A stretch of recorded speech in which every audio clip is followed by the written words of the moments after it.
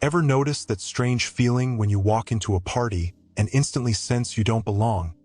Even before anything bad happens? Nothing rude. No drama. The room looks normal. And yet, within minutes, you feel your energy quietly draining. Like the noise and laughter are siphoning off pieces of yourself. You start counting the moments until you can politely excuse yourself and slip away. For a Sigma male, this isn't just occasional, it's a pattern. And most people totally misread it. They think you're cold, antisocial, distant, or judgmental. But the truth is far subtler. You can handle people just fine in the right setting. One-on-one conversations, small, intentional gatherings, situations with purpose. What really drains you isn't the people themselves. It's the performance around them. The endless noise of social theater that asks you to dance to a tune you never agreed to play. This quiet awareness is what makes Sigma males rare. While others burn themselves trying to fit in, you instinctively conserve your energy, preserve your mind, and maintain control over your inner world. So here's my question for you. When was the last time you noticed your energy slipping in a crowd? And what did you do about it? Drop your thoughts in the comments. It's the shallow exchanges that lead nowhere. The unspoken requirement to play along with social rituals that feel empty. The constant need to display enthusiasm when none is actually present. That's why Sigma males often burn out faster than almost anyone else in social environments. Not because they dislike humanity, but because the real trigger is something most people never talk about. The first reason is simple but powerful. Sigma males detect fake energy instantly. Someone approaches you overflowing with enthusiasm. Big smile, loud voice, over-the-top friendliness. They tell you how amazing it is to see you, how great you look, how excited they are about whatever topic they've latched onto. But instead of feeling flattered, your mind immediately flags something as off. Your reaction isn't "they're happy." It's "this isn't genuine." Sigma males can sense emotional performance from across the room. Smiles that don't quite reach the eyes. Excitement that feels slightly forced. Friendliness that switches on the moment you enter their awareness. Most people either don't notice or don't care. For Sigmas, that artificial energy is deeply uncomfortable. And it's not just irritating, it's draining. Sigma males process authenticity differently. Research on microexpressions shows that real emotions create subtle, involuntary facial movements that fake emotions struggle to replicate. Most people miss these details entirely. Sigma males don't. Their pattern recognition picks up on the disconnect between words and expression, between tone and intent. So when someone performs happiness at them, Sigmas aren't charmed. They're analyzing. Why is this person trying so hard? What's the motivation underneath the enthusiasm? What do they actually want? That mental analysis runs constantly in the background. Instead of enjoying a simple interaction, they're decoding layers of intent, separating sincerity from theater. And the worst part is they can't turn it off. Once they notice the performance, they can't unsee it. Every interaction with fake energy becomes double labor. Holding the surface conversation while simultaneously interpreting what's happening underneath. After an hour of that, they're exhausted, not from socializing, but from translating. The second reason is small talk. Sigma males burn out on it fast. Someone asks how your weekend was. You answer briefly. They share theirs. You nod. Then there's that familiar pause. The unspoken expectation that you'll ask another question or add something just to keep the exchange alive. But you don't have anything to add because none of it actually matters to you, and pretending that it does feels dishonest. For Sigma males, small talk isn't just dull. It's mentally expensive. Their minds are wired to extract meaning from conversations. When there's no meaning to extract, when it's just social filler with no depth, their brain keeps searching for something worthwhile and comes up empty. That constant search without reward drains energy faster than actual thinking. Research on flow states shows that people feel energized when challenge and skill are aligned. Too easy leads to boredom. Too difficult leads to stress. Small talk sits in the worst possible place for Sigma males. It demands effort but offers no intellectual return. Mental resources are spent on something that gives nothing back. And because society treats small talk as easy and enjoyable, when Sigma males struggle with it, people assume something is wrong with them. They're expected to casually chat about weather, plans, and trivial updates without effort. But for Sigmas, those exchanges feel like running on a treadmill. A lot of motion, no progress, and by the end, exhaustion sets in from working toward nothing. That's why they begin avoiding environments dominated by small talk. Parties, networking events, casual office interactions. Not because they're incapable, but because the cost consistently outweighs the benefit. After enough experiences with negative returns, they stop investing in conversations that leave them depleted. The third reason is repetition. Sigma males despise running the same conversation on loop. You've had this interaction countless times. Someone asks about your job. You explain. They ask the same predictable follow-up questions. You give the same responses you've given dozens of times before. The entire exchange feels scripted, automatic, and painfully familiar. Sigma males hate redundancy in all forms, but conversational repetition is especially draining. They remember previous versions of the conversation and can predict exactly where this one is going.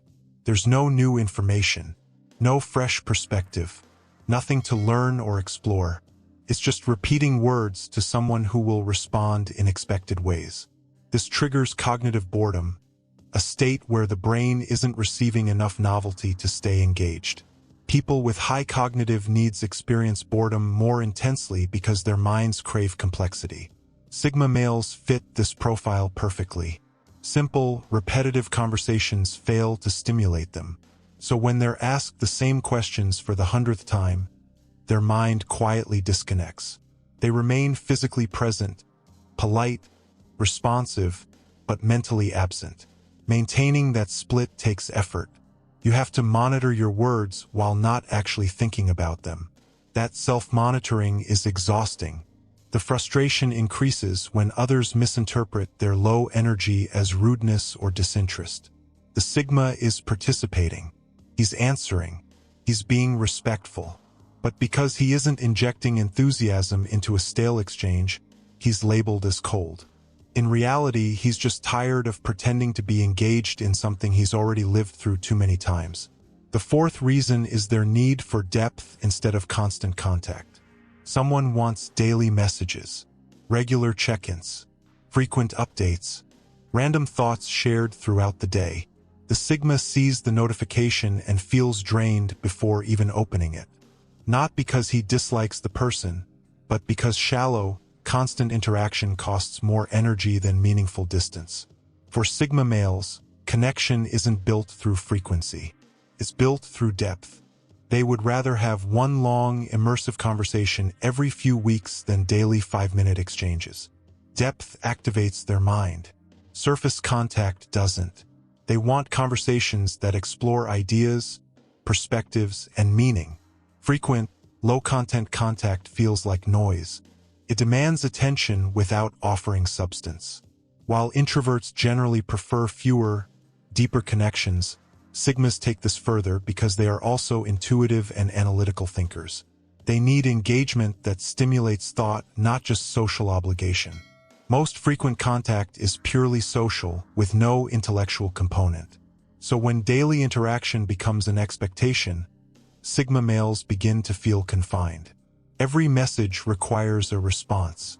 Every response requires careful wording to maintain the relationship without encouraging more frequent interaction. That balancing act consumes mental energy, and the return is minimal. This makes them appear distant. People assume care equals constant contact. But Sigma males express care differently. They show it through presence, depth, and full attention during meaningful exchanges, not through continuous surface-level communication. When someone needs constant reassurance through frequent interaction, a Sigma male simply cannot provide it without draining himself completely. And that leads directly into the next reason they burn out so quickly. They get overwhelmed by emotional chaos. Someone is upset and expressing it at full volume. Raised voice, big gestures, emotions spilling outward with intensity. And while others may respond emotionally, the Sigma immediately feels the weight of that chaos pressing in. Everyone around them immediately reacts. Some people mirror the emotion. Others rush in with calming voices and sympathetic expressions. Meanwhile, the Sigma male is standing there internally thinking that this level of emotional intensity feels unnecessary and deeply draining. That's because Sigma males don't process emotion through outward expression. They process it through analysis. When someone is overwhelmed in public, the Sigma isn't emotionally syncing with them. He's mentally dissecting the situation. He's trying to figure out what caused the reaction, whether the response matches the trigger, and what would realistically resolve the issue.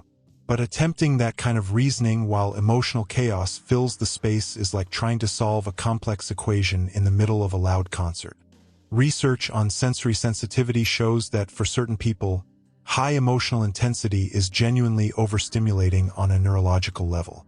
Not every Sigma fits the classic highly sensitive profile, but many experience similar overload when emotions spiral publicly. Their system requires calm in order to think clearly, and chaos disrupts that calm immediately. So when drama enters the environment, the Sigma's instinct is to create distance. Not because he doesn't care about the person or the problem, but because he knows he can't function effectively in disorder.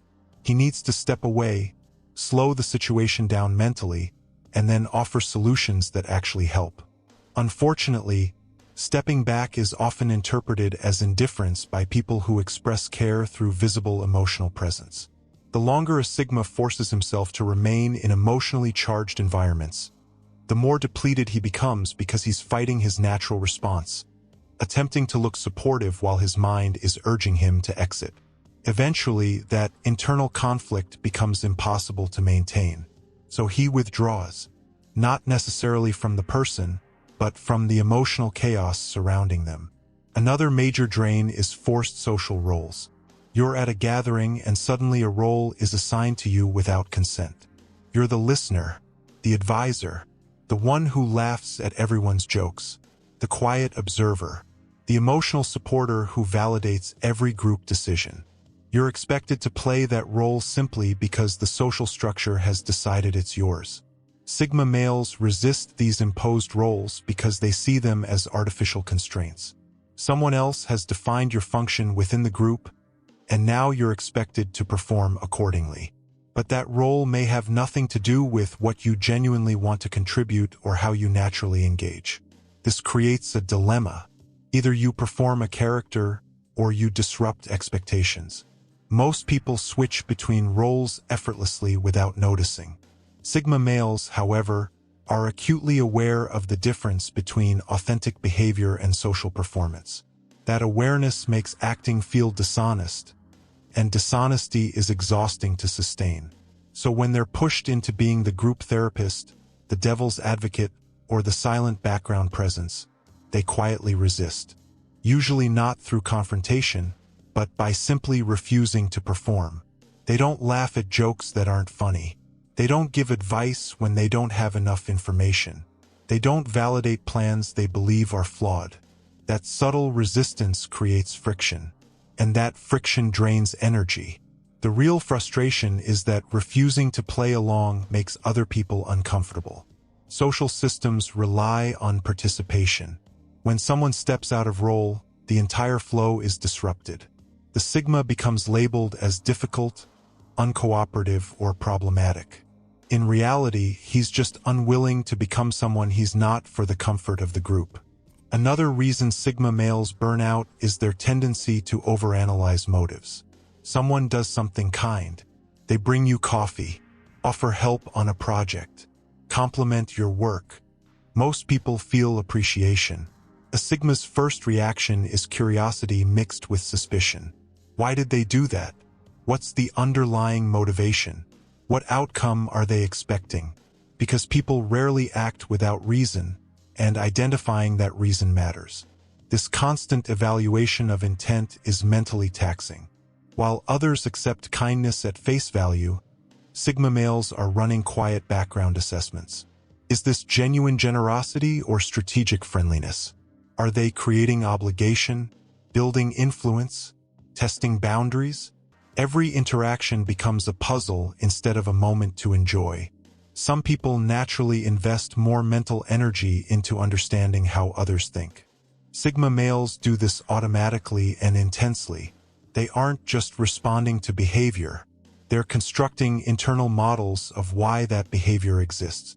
Maintaining those models requires energy, and they can't simply switch it off.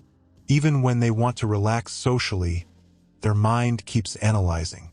A joke reveals values. A story exposes self-perception. Every interaction provides data that gets processed, organized, and integrated. After hours of this dual-track thinking, they're exhausted. Not because they talk to people, but because they were analyzing people while talking to them.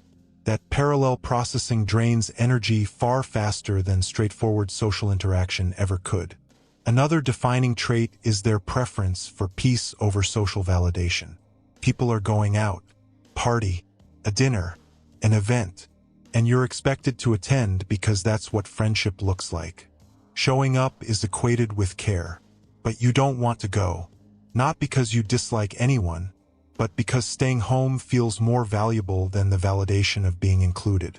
For Sigma males, solitude isn't loneliness. It's restoration. Time alone allows their mind to operate at its natural rhythm without adapting to social expectations. They can think deeply, work uninterrupted, and exist without performing for anyone. That peace holds real value. Trading it for surface-level social validation often feels like a losing exchange. Research on independent personality types shows that some people recharge in solitude because social stimulation depletes their energy reserves quickly. Choosing peace isn't avoidance. It's self-preservation. But others take it personally. If you cared, you'd show up. You'd push through discomfort. That's what commitment means to them. For Sigma males, showing up while depleted and resentful isn't commitment. It's self-betrayal. Over time, distance forms. Invitations stop coming. The Sigma notices but doesn't chase them because those invitations felt like pressure, not connection. People assume he doesn't value the relationship. In reality, he values peace more than proving he values the relationship. The final drain is the most paradoxical. Sigma males often feel lonelier in shallow groups than when they're alone. They're surrounded by people. Conversations swirl. Laughter echoes. They respond when needed, play the part, keep the masks in place. Yet inside, they feel profoundly isolated. Sometimes even more than if they were completely alone. Because being unseen in a crowd can hurt far more than solitude ever could. Solitude is honest. You're alone and you accept it. Surface-level inclusion is a lie. It offers the illusion of connection without the substance.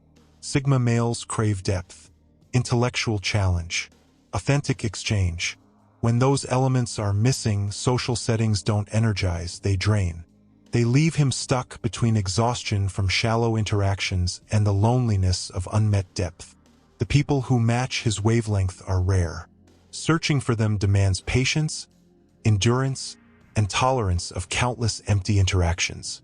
Over time, many Sigmas embrace solitude, not because they love being alone, but because it costs far less than being surrounded by those who don't truly see them. They'd rather be lonely alone than lonely in a crowd. At least solitude doesn't lie. So I want to hear from you. Which drains you more? Empty social chatter or complete solitude? Drop your answer in the comments. And if you haven't yet, subscribe to Epic Persona. Join the biggest Sigma community on YouTube, where depth, insight, and self-mastery aren't optional. They're the standard. Thanks for watching. Stay focused. Stay grounded. Stay Sigma.